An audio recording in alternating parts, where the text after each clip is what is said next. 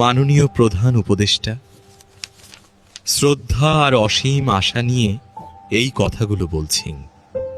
আমরা কোনো বিলাসিতা চাই না, আমরা শুধু চাই আমাদের ন্যায্য প্রাপ্য পে স্কেলের গ্যাজেট। দিনের পর দিন অপেক্ষা করছি।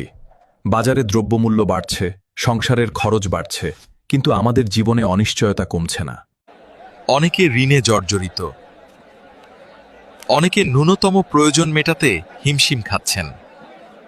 আমরা রাষ্ট্রের জন্য কাজ করি, নীরবে, নিষ্ঠার সঙ্গে, কিন্তু আমাদের কষ্ট যেন ফাইলেই বন্দী।